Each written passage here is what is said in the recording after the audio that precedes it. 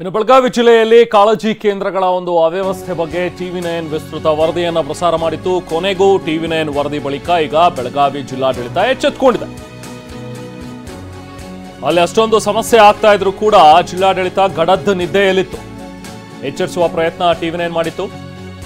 ಈಗ ಉತ್ತಮ ಆಹಾರ ನೀಡೋದಕ್ಕೆ ಕ್ರಮ ಕೈಗೊಳ್ಳಲಾಗುತ್ತೆ ಅಂತ ಹೇಳಿ ಟಿವಿ9 ಜೊತೆಗೆ ಮೊಹಮ್ಮದ್ ರೋಷನ್ ಅವರು ಮಾತಾಡಿದ್ದಾರೆ. ಅಲ್ಲಿನ ಜಿಲ್ಲಾಧಿಕಾರಿಗಳು ಇಂದಿನಿಂದ ಸಂತ್ರಸ್ತರಿಗೆ ಬ್ಲಾಂಕೆಟ್ ಅನ್ನ ಕೂಡ ಕೊಡ್ತೀವಿ, ಎಲ್ಲಾ ರೀತಿಯ ವ್ಯವಸ್ಥೆಯನ್ನ ಮಾಡ್ತೀವಿ ಅಂತ ಹೇಳಿ ಈಗ ಭರವಸೆ ಕೊಟ್ಟಿದ್ದಾರೆ.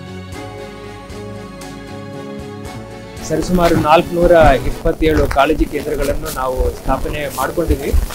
ಅದರ ಪೈಕಿ ಒಂದು 5-6 ಜಾಗದಲ್ಲಿ ಈಗ ನಾವು ಅದನ್ನು ಓಪನ್ ಮಾಡಿದ್ವಿ. ಜನರು ಬರ್ತಾ ಇದ್ದಾರೆ. ನೀವೊಂದು ಸುದ್ದಿ ಮಾಡಿದ್ದೀರಿ, ಅದನ್ನು ನಾವು ಇನ್ಪುಟ್ ತಗೊಂಡಿದ್ದೀವಿ. ಎಲ್ಲೆಲ್ಲಿ ಎಲ್ಲ ವ್ಯವಸ್ಥೆಗಳು ಸ್ವಲ್ಪ ಲೋಪದೋಷಗಳು ಇರ್ಬೋದು, ಅದನ್ನೀಗ ತಕ್ಷಣನೇ ಸರಿಪಡಿಸಲಿಕ್ಕೆ ನಾನು ಆದೇಶವನ್ನು ಕೊಟ್ಟಿದ್ದೀನಿ. ತಹಶೀಲ್ದಾರ್ಗಳು AC ಈಗ ಫೀಲ್ಡ್ಗೆ ಹೋಗಿದ್ದಾರೆ, ಅವರು ಆ ರೀತಿಯ ಕೆಲಸ ಮಾಡ್ತಾರೆ.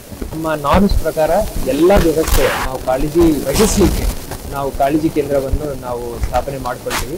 ಅದರಲ್ಲಿ ನಮ್ಮ ಸ್ಟೇಟ್ ಗೌರ್ಮೆಂಟಿಂದನೇ ಒಂದು ಊಟ ತಿಂಡಿ ಏನಿರಬೇಕು, ಮತ್ತು ಮಧ್ಯಾಹ್ನ ಊಟ ಹೆಂಗಿರಬೇಕು, ರಾತ್ರಿ ಊಟ ಹೆಂಗಿರಬೇಕು, ಅದೆಲ್ಲ ಅವರು ಕೊಟ್ಟಿದ್ದಾರೆ. ಅದರ ಪ್ರಕಾರ ಈಗ ನಾವು ಇವತ್ತಿಂದ ಎಲ್ಲ ಆ ರೀತಿಯ ಅಲ್ಪಾಹಾರ ಮತ್ತು ಊಟವನ್ನು ಕೊಡಿಸ್ತೀವಿ. ಸರಿಸುಮಾರು 400